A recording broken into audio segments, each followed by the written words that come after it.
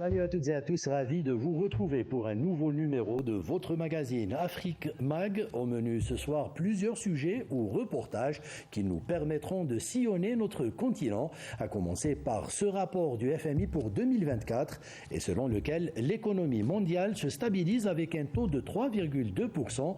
L'Afrique subsaharienne quant à elle, passe de 3,4 à 3,08%. La dette publique et les dépenses budgétaires dans la région devrait connaître une baisse. Le rapport du Fonds monétaire international rendu public à l'occasion des assemblées annuelles tenues à Washington indique que la reprise de l'économie mondiale est stable mais lente selon les régions. Les prévisions font état d'une croissance mondiale qui va se maintenir à 3,2% en 2024 et 2025. En Afrique subsaharienne, la croissance a connu une hausse. Elle est passée de 3,4% en 2023 à 3,8% en 2024 et devrait atteindre 4,0% en 2025. Au Sénégal, la dette publique va connaître une baisse de 79,6% en 2023. Elle est attendue à 72,5% en 2024 et devrait atteindre 67,6% en 2025. La plupart des pays d'Afrique subsaharienne ont entamé un rééquilibrage de leurs comptes publics. Environ les 2/3 des pays ont déjà amélioré leur solde budgétaire en 2023 et les déficits budgétaires devraient passer de 5,2% en 2023 à 3,7% en 2024. Le PIB réel du Sénégal, attendu à 8,3% en 2024, et devrait atteindre 10,2% en 2025 en raison de l'exploitation prochaine des hydrocarbures. En conclusion, la région a pris ses marques, mais les pouvoirs publics sont toujours en proie à une pénurie de financement, à des coûts de l'emprunt élevés et à des risques de refinancement. État insulaire d'Afrique de l'Ouest composé d'un archipel de 10 îles volcaniques situées dans l'océan Atlantique, le Cap-Vert s'inscrit dans une dynamique futuriste de start-up et entreprises innovantes du secteur numérique. Avec l'appui de ses partenaires, le pays construit une zone de développement technologique dénommée Tech Park Cap-Vert. À terme, elle devrait permettre de recevoir des start-up de l'Afrique de l'Ouest et être un hub de formation, de création d'entreprises, d'emplois et développement technologique sur le continent, à même de maintenir sur place la jeunesse et les talents du Cap-Vert et être attractif pour sa diaspora. Yannis Saïd Belkacem. Des startups et entreprises innovantes du secteur numérique s'implantent dans le parc technologique Tech Park Cap-Vert, situé entre le centre-ville et l'aéroport international de Praia. Le parc technologique Tech Park Cap-Vert regroupe un ensemble d'infrastructures visant à former des entrepreneurs du Cap-Vert et de la région de l'Afrique de l'Ouest dans les domaines de l'innovation technologique. Tech Park Cap-Vert est conçu pour recevoir des startups et entreprises innovantes axées sur le développement digital. Mises au monde par le gouvernement capverdien, ces infrastructures visent à promouvoir l'innovation et le développement technologique en positionnant le Cap-Vert comme une référence digitale et hub de l'océan Atlantique et d'Afrique de l'Ouest. Nous croyons qu'ici nous pouvons recevoir des startups du Sénégal, du Nigeria et d'autres pays de l'Afrique de l'Ouest. Nous voulons former des jeunes gens venus de l'Afrique de l'Ouest ici. Nous souhaitons qu'ils développent leurs startups ici et nous voulons qu'ils organisent de même des événements internationaux ici. C'est un parc pour servir la région entière. Nous avons fait cet investissement parce que nous voulons être une contrée de la technologie de l'Afrique de l'Ouest et nous présenter en tant que foyer des hautes technologies et des TIC pour toute la région. Le Tech Park Vert est doté de centres de données et d'infrastructures physiques modernes. La création du Tech Park au sein de la zone économique spéciale pour les technologies ZIT permet de produire des jeunes talents dans l'économie numérique. Selon les autorités capverdiennes, les investissements consentis dans cette infrastructure visent non seulement à œuvrer pour le développement durable du Cap-Vert, mais aussi à attirer les investisseurs de la diaspora. Nous avons créé une zone de technologie pour réduire les taxes pour toutes les entreprises qui veulent s'établir au Cap-Vert. Nous voulons attirer les secteurs privés, les investissements de l'étranger au Cap-Vert, mais aussi de la diaspora. Nous voulons ramener notre diaspora au bercail. Nous voulons leur dire tête pensante qu'il est temps de revenir. Nous préparons le Cap-Vert pour le présent et le futur. Le projet Tech Park Cap-Vert a été financé par le gouvernement capverdien et ses partenaires financiers, notamment la Banque africaine de développement BAD, avec le support de la Banque mondiale. Des campagnes découvertes et partenariats avec les Nations Unies, le secteur privé entre autres, la compagnie Microsoft sont mises en œuvre avant l'inauguration du Tech Park Cap-Vert en 2025. Les jeunes venus des quatre coins du continent ont démontré leur savoir-faire à l'occasion de la 2e édition du Brazzaville International Leadership Youth Forum, à travers l'exposition des produits agro-industriels et des solutions innovantes en vue du développement d'une agriculture durable. Ainsi, les participants à cette grande messe d'Afrique et de la diaspora ont découvert les efforts fournis par les jeunes entrepreneurs à la quête de financement pour accroître leur production. Yasmine Mesroudi. Les stands installés dans le hall du Palais des Congrès ont été pris d'assaut par les participants à la 2e édition du Brazzaville International Leadership Youth Forum du 28 au 30 mars 2024. Les jeunes producteurs et innovateurs venus de différents pays, entre autres le Burundi, la République démocratique du Congo, la Côte d'Ivoire, ont tenu à exposer le résultat de leur engagement à l'entrepreneuriat. Nous sommes venus exposer ici nos produits. Du moins, la société Sauvert, c'est juste une société qui œuvre dans la promotion de la filière champignons. Nous avons un service qui se charge de la formation en musculture, un service d'encadrement des musculteurs. Nous avons une unité de transformation des produits dérivés des champignons. Et à cet événement, j'ai apporté mes produits qui sont des chips faits à base de bananes plantain. Ça s'appelle les Banéo. Ce sont des chips faits à base de bananes plantain par des jeunes entrepreneurs congolais. On a la saveur sucrée et la saveur salée. Voilà, la boîte rouge, c'est salé et la boîte bleue, c'est sucré. Cette édition 2024 a eu pour thème l'agriculture et l'innovation au service du développement de l'Afrique. Cette rencontre a permis de mobiliser les jeunes entrepreneurs qui évoluent déjà dans l'agro-industrie avec les moyens du bord. Cette mobilisation consiste aussi à interpeller la diaspora sur la nécessité d'orienter leur investissement vers le continent africain. Cet événement en fait m'a permis en tant que pâtissière de pouvoir me projeter, de pouvoir imaginer comment je peux changer les choses dans le sens où j'aimerais beaucoup ouvrir en fait des pâtisseries sur ce continent, le continent africain, pas forcément que au Congo, mais dans différents pays dans différents pays africains pour pouvoir en fait apporter des saveurs congolaises au travers de la pâtisserie. Les jeunes entrepreneurs africains se sont bien imprégnés des techniques de transformation de certains produits issus de l'agriculture, en tenant compte du respect de l'environnement. Leur défi d'industrialiser leur production est lié à une politique d'accompagnement et de financement de leurs divers projets. Le Premier ministre ivoirien a procédé le lundi 22 avril 2024 au lancement des assises nationales des femmes de Côte d'Ivoire. Ces assises aborderont sans détour des sujets tels que l'autonomisation, l'employabilité, l'égalité des chances, les violences basées sur le genre et la parité dans les sphères de décision. Les femmes de Côte d'Ivoire seront ainsi écoutées pendant 3 semaines. À l'initiative du ministère de la Femme, de la Famille et de l'Enfant, le top départ des Assises nationales des femmes de Côte d'Ivoire a été donné. Fédérer et valoriser les énergies féminines pour le développement de la Côte d'Ivoire.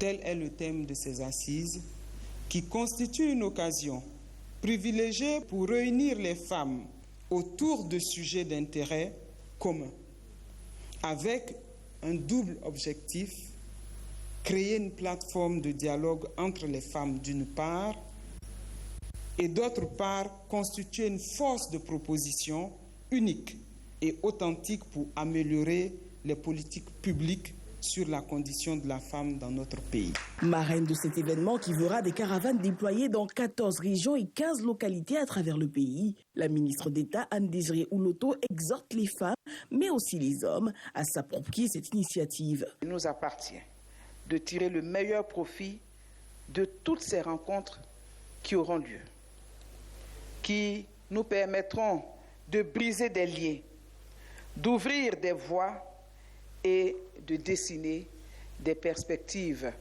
heureuses et prometteuses pour l'épanouissement des femmes, mais aussi des filles de Côte d'Ivoire. Au cours des prochaines semaines, des missions conduites par la ministre des Femmes seront à votre écoute.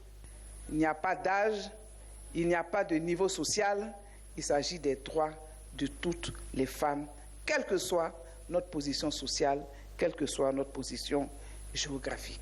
Nous ne devons donc pas nous auto-censurer. Pour le Premier ministre, ces assises s'inscrivent dans la vision du chef de l'État Alassane Ouattara de bâtir un pays égalitaire où hommes et femmes trouvent leur place. Les grandes avancées sociales et économiques réalisées par la Côte d'Ivoire depuis 2012, sous le leadership du président Alassane Ouattara, ont permis une amélioration certaine de la condition des femmes dans notre pays. Cependant, nous ne devons pas ignorer que des défis majeurs restent à relever si nous voulons permettre aux femmes d'occuper toutes leurs places dans notre société humaine, transformer leur vie au quotidien et par ricochet la vie de la nation. Robert Begley-Mombe n'a pas manqué de rendre hommage au chef de l'État, à ses côtés la première dame Dominique Ouattara. Je tiens tout particulièrement ici à rendre un hommage vibrant à Madame la Première Dame Dominique Ouattara, véritable source d'inspiration et qui, dans les sillons du président de la République, mène tous les combats pour l'émergence et l'autonomisation des femmes dans notre pays. Ces assises devront permettre, in fine, de construire une plateforme de solidarité à l'endroit des femmes. La Journée internationale des jeunes filles dans le secteur des TIC a été célébrée ce 25 avril, une initiative de l'Union internationale des télécommunications pour promouvoir les compétences technologiques. Malgré les avancées dans cette politique, les défis sont encore grands. Depuis 13 ans, chaque 4e jeudi du mois d'avril est consacré à la célébration de la Journée internationale des jeunes filles dans le secteur des technologies de l'information et de la communication. Un moment de fort plaidoyer. C'est un peu une des conséquences de la mise en œuvre de la résolution 70 de la conférence des plénipotentiaires de l'UIT qui prône en quelque sorte l'égalité homme-femme dans le secteur des TIC et l'autonomisation des femmes grâce aux TIC. Parce qu'il faut de reconnaître que dans la plupart des pays, les femmes sont nombreuses. À titre d'exemple, ici au Sénégal, je crois que les femmes doivent faire 52% de la population. Et malheureusement, les femmes sont très peu représentées dans le secteur des TIC. Donc en faisant cette promotion, l'institutionnalisation de cette journée, ça permet de faire un peu la promotion des femmes et des jeunes filles, notamment dans le secteur des TIC. On a tous constaté que lorsque nous avons des jeunes filles ou bien des jeunes femmes dans une organisation, ça apporte certainement des facilités dans la gestion. Et le thème leadership nous interpelle tous. Ça nous amène à les encadrer, à les accompagner et surtout à les doter des moyens les plus indispensables pour qu'elles puissent contribuer à la gouvernance de nos sociétés.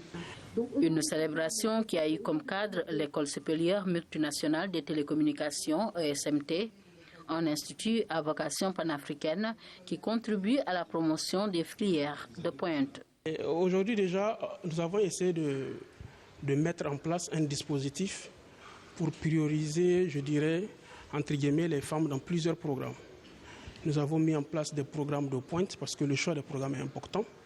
L'intelligence artificielle, les sciences des données, le management du numérique. Et les jeunes filles représentent environ 47% de l'effectif global de l'ESMT, ce qui est déjà important. Le gouvernement du Sénégal reste sensible à cette cause. Aujourd'hui, on sait un peu qu'il y a une fracture numérique genre, bien qu'il y ait aujourd'hui des actions qui sont en train d'être menées, mais le gap reste encore assez large, assez béant, d'où l'importance que les pays s'engagent, et le Sénégal s'est engagé sur cette voie depuis déjà plusieurs années, à accompagner les jeunes filles, les jeunes femmes dans ces domaines de formation qui sont les domaines du futur, les métiers du futur. Parce que nous retrouvons le numérique, le digital dans toutes nos actions, dans notre environnement, dans nos familles et même dans notre lieu de travail, ça c'est une évidence. Des avancées certes, mais les défis sont encore grands pour une gouvernance plus inclusive dans le secteur des technologies de l'information et de la communication. Andy Bongo a été sacrée lauréate du trophée EcoGuard devant 4 autres finalistes le 22 mars 2024 à Brazzaville grâce à la présentation de son projet relatif à la préservation de l'environnement intitulé EduDev.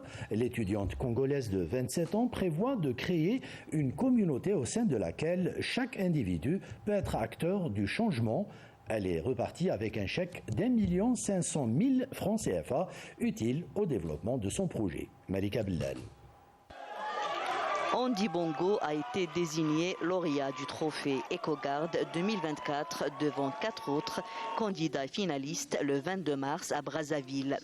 L'étudiante en 4e année de l'ingénierie numérique a convaincu le jury lors de présentation de son projet EduDev qui promeut la préservation de l'environnement. Ce trophée est un engagement. Un engagement à apporter toutes les solutions aux problèmes environnementaux qui existent. Mais ce trophée est un engagement à pouvoir aller vers les autres, peu importe leur âge, leur niveau d'instruction, peu importe leur centre d'intérêt, et à pouvoir les transmettre cette passion que moi j'ai aujourd'hui pour l'environnement. EduDev est un projet qui compte travailler sur l'éducation pour le développement durable, particulièrement sur les questions liées à la préservation de l'environnement. Elle compte donc mettre à disposition de toutes les catégories d'âge ses aptitudes, entre autres, en ingénierie numérique en gestion des projets.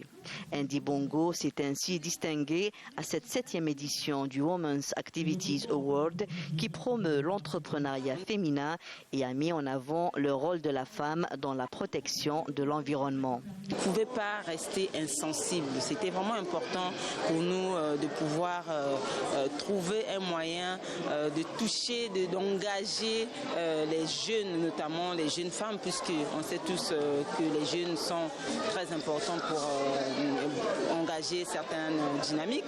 Donc on a mis en place ce trophée EcoGuard pour impliquer les jeunes filles dans les processus de préservation de l'environnement. Donc elles vont proposer des idées créatives, des originales pour au final avoir des moyens d'exercer des business, on va dire, durables.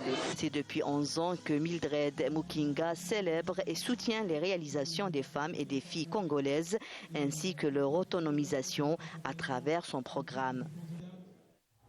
Le Togo a célébré son 64e anniversaire d'indépendance le samedi 27 avril. Plusieurs festivités ont été organisées à travers tout le pays. Ainsi, en collaboration avec le ministère de la Culture et du Tourisme, l'hôtel 2 février de Lomé a dédié la semaine du 22 au 28 avril pour une rétrospective sur l'histoire du Togo, notamment la période post-indépendance. Au menu, exposition d'objets et de tableaux d'art. L'art culinaire togolais était également présent. Objectif, faire redécouvrir l'histoire du Togo avant, pendant et après l'indépendance. Coupure symbolique du ruban, c'est l'ouverture officielle de la semaine de l'indépendance, un événement dédié au public togolais, aux clients et partenaires.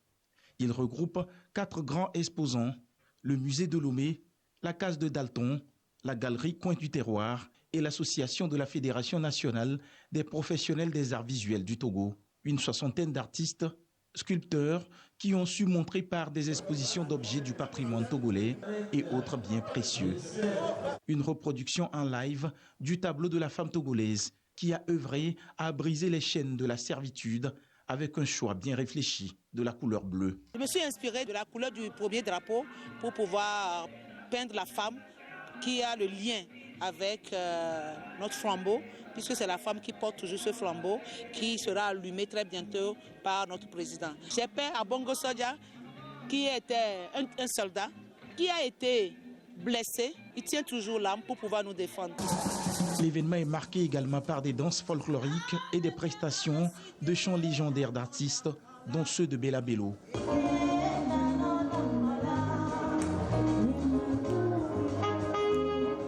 Suivi des expositions de mets et cocktails traditionnels du terroir. Que ce soit les collages, les sculptures, les peintures et les recyclages, tout cadre dans un ensemble convivial. L'hôtel 2 février, en collaboration avec le ministère du Tourisme, veut faire revivre l'histoire du Togo avant, pendant, après l'indépendance à travers cet événement. Pour cette semaine de l'indépendance, le tableau il est architecturé sur 3 grandes figures. Alors la figure des arts, les amuse-bouches, donc c'est vraiment plus spécifique aux entrées. Et le troisième fait, le 26, on va ensemble avec nos clients se mettre au 26e, donc à l'étage, et participer à la cérémonie de l'allumage de la flamme de l'indépendance. Et pendant donc, toute cette période, il y a comme ça des faits qui viendront s'ajouter à ce que nous proposons à nos clients. C'est sur les hébergements, c'est des gratuités, c'est des remises particulières. L'histoire constitue l'âme de toute une nation et nous exposer à travers des actions concrètes l'histoire de notre pays ne peut que nous galvaniser à être de bons patriotes et à pérenniser l'héritage de nos ancêtres, c'est-à-dire la liberté acquise après de hautes luttes. Une soirée rétro est programmée le samedi 27 avril pour clôturer en toute beauté la semaine de l'indépendance. Une autre célébration, cette fois-ci, celle du cinquantenaire de l'amitié entre la Chine et le Gabon, et qui a donné lieu à une rencontre de football à Libreville. L'équipe du ministère gabonais des Affaires étrangères a remporté le trophée face à l'équipe des coopérants chinois en mission au Gabon. La rencontre sportive s'est déroulée en présence du chargé d'affaires de l'ambassade de Chine au Gabon et du ministre gabonais des Affaires étrangères. Reportage de Charles-Stéphane Mavungu à Libreville. La Chine et le Gabon ont fait le choix de se retrouver sur un terrain de football pour montrer le niveau de cohésion de leur amitié vieille de 50 ans. L'équipe des diplomates gabonais, vêtue d'une combinaison bleu-blanc, et celle des coopérants chinois à maillot rouge ont joué ensemble dans un esprit de convivialité. Dans les gradins, le public, au sein duquel le ministre gabonais des Affaires étrangères et des officiels de l'ambassade de Chine se sont joints à la célébration par le sport du cinquantenaire de l'amitié entre la Chine et le Gabon. La rencontre, marquée par des beaux gestes de fair-play, a été dominée par l'équipe de coopérants chinois en mission au Gabon. Les deux formations se sont séparées après l'épreuve de tir au but sur un score de parité 6-6. Le capitaine de l'équipe en rouge et blanc remercie l'équipe adverse pour la bonne ambiance qui a prévalu durant le temps de jeu. Je veux dire, le match a bien passé, tout le monde est content, les joueurs ils sont contents. Et quand même, c'est dans une situation très amiable. Moi-même, je suis tellement être honneur avec l'équipe là. Bon, merci. Un peu dessus au tir au but. Oh, c'est bien. Et puis avec tous mes amis là, on a crié, on a fait le but. Quand même, c'est la chance. En guise de récompense, le chargé d'affaires de l'ambassade de Chine a procédé à la remise des médailles à l'équipe de la diplomatie gabonaise. Le même geste a été entrepris en faveur de l'équipe de football de la coopération chinoise par le ministre gabonais des Affaires étrangères qui a décerné le trophée au capitaine de l'équipe des diplomates gabonais. Ceci sous le regard admiratif du président de l'association de l'amitié Chine-Gabon.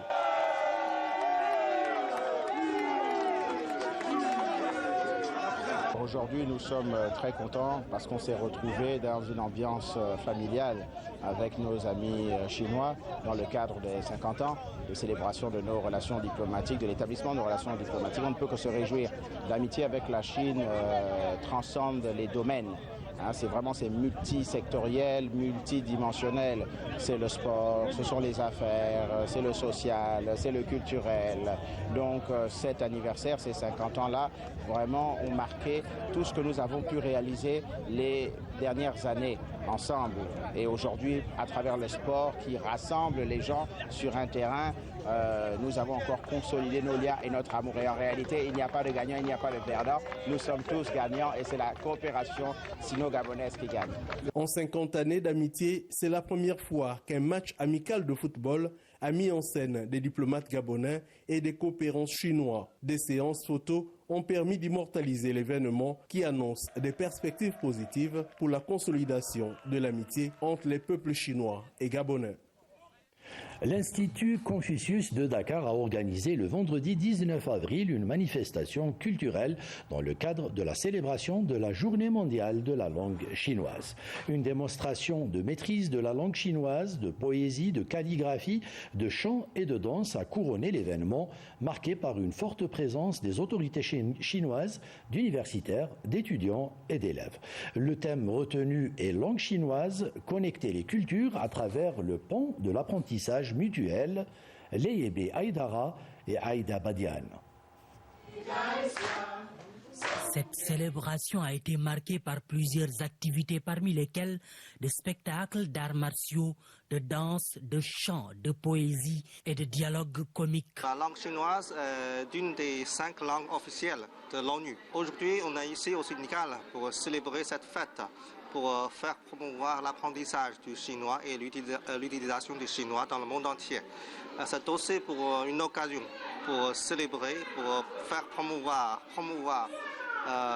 les échanges culturels entre la Chine et le Sénégal, le pays Teranga. Ah oui, je suis très satisfait de voir il y a tant de jeunes Sénégalais qui viennent à l'Institut Confucius pour apprendre le chinois.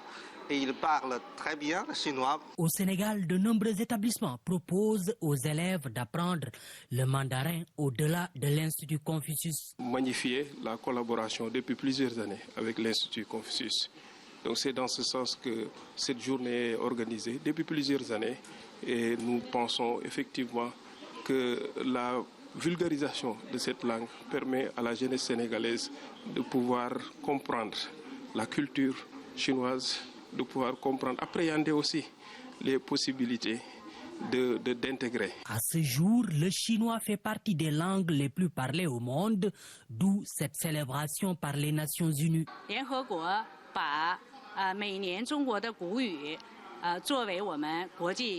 Les Nations Unies ont décidé en 2010 de célébrer la langue chinoise chaque année le jour de Guyu sur le calendrier lunaire chinois en commémoration de Cao Jie qui aurait, selon la légende, inventé le caractère chinois. La légende dit que le ciel a fait tomber des céréales comme la pluie pour le féliciter.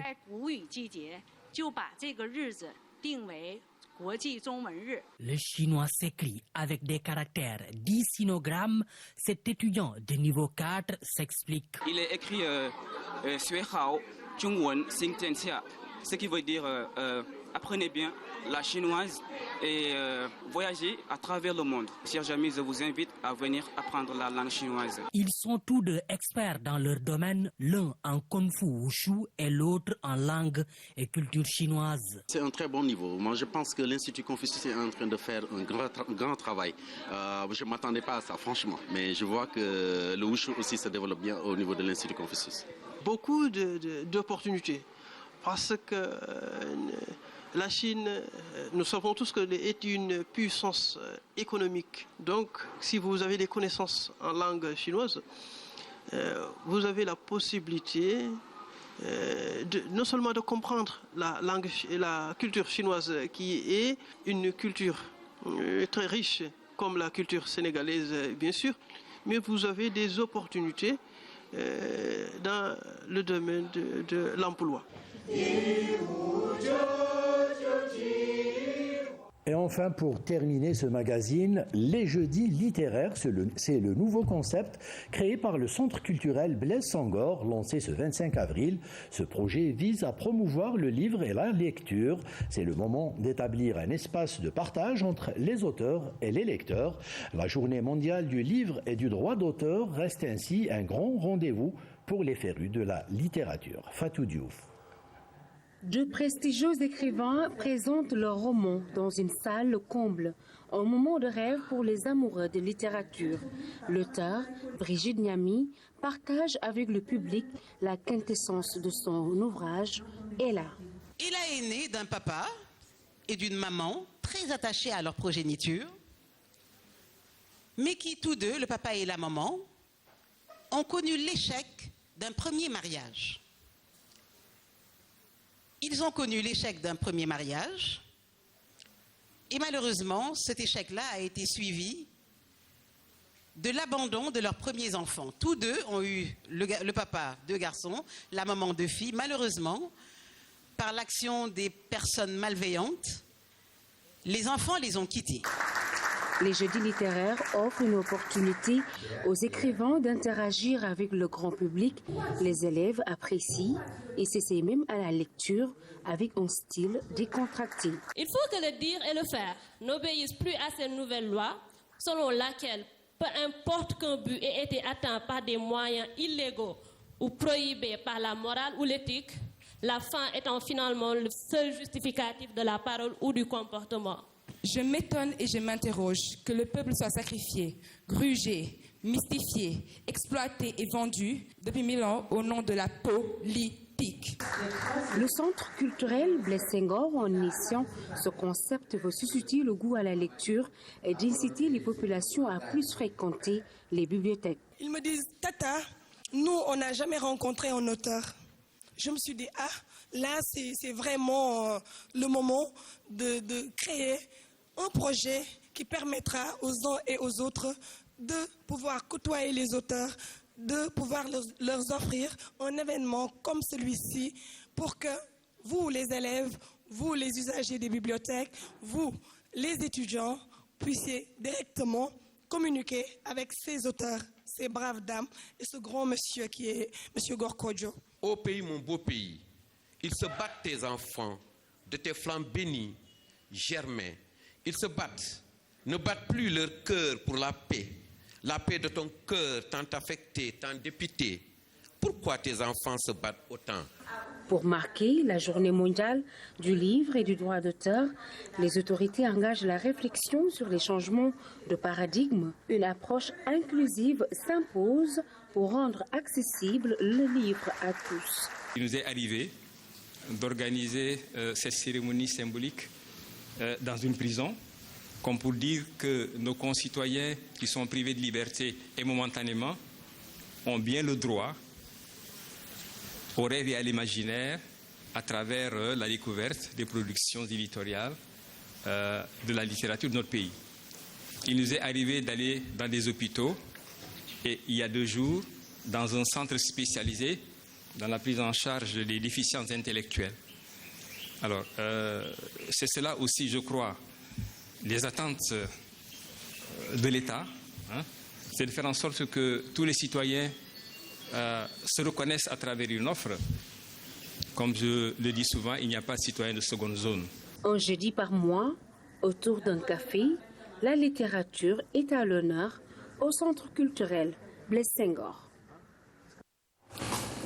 Voilà, ainsi s'achève ce numéro d'Afrique Mag. Merci à tous nos amis techniciens du Studio 2 et surtout merci à vous de votre fidélité. Excellente soirée. Salam.